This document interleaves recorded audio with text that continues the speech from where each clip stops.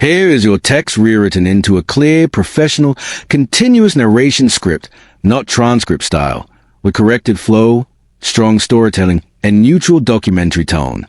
I have removed filler words like corrected structure, and made it suitable for news or YouTube narration.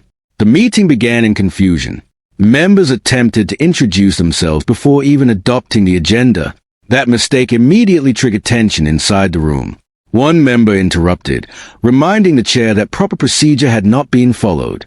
The agenda had not yet been adopted, and an urgent matter needed to be raised before the meeting could continue.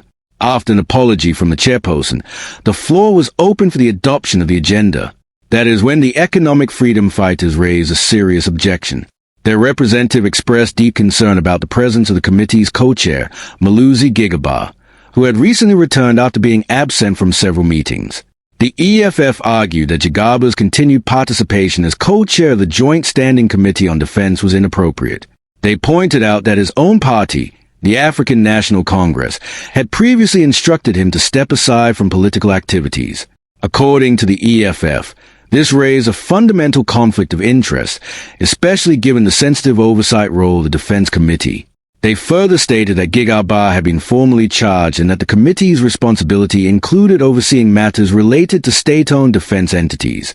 Allowing him to chair or participate in such oversight, they argued, compromised the integrity of the process.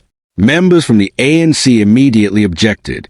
One speaker ruled the concern out of order, saying that decisions about Gigaba's political status were an internal matter for the ANC and not for the committee to debate. Another insisted that if there was no parliamentary rule preventing Gigaba from serving as co-chair, then the matter should be withdrawn and the meeting should proceed. The EFF refused to back down.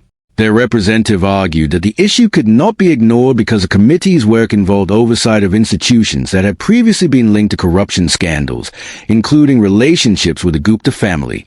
In their view, this created a situation that was both untenable and damaging to public trust.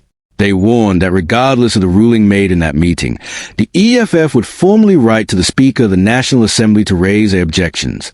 Out of respect for invited guests, they did not want the meeting suspended, but insisted that the concern be placed on record. Gigaba then responded directly. He denied chairing the meeting and said he had not done so for some time.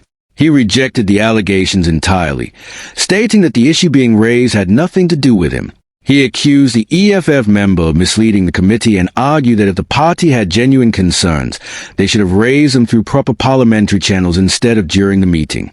Tensions escalated further when Gigaba alleged that the EFF member himself had relations with the Gupta family.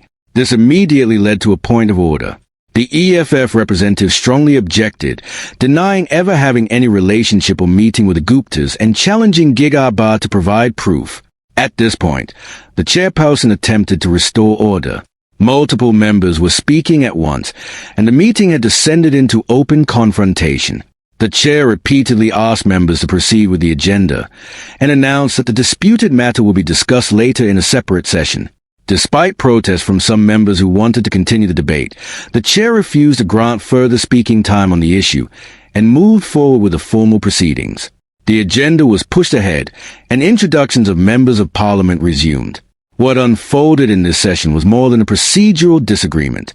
It exposed deep political divisions and mistrust within parliament. The clash highlighted how allegations of corruption and accountability continue to disrupt oversight structures meant to protect democratic institutions. This incident also underscored the fragile balance between political power and parliamentary ethics. While one side argued for strict accountability and transparency, the other insisted on due process and party autonomy. The confrontation showed how unresolved scandals from the past still haunt present governance. In the end, the meeting continued, but the conflict remained unresolved. The EF's threat to escalate the matter to the Speaker ensured that the controversy would not end in that room. The question of whether political leaders facing serious allegations should continue to hold positions of oversight remains open. What was meant to be a routine committee meeting became a reflection of South Africa's broader struggle with corruption, trust, and institutional credibility. And once again, Parliament became the stage for a battle between procedure and politics, with the nation watching closely.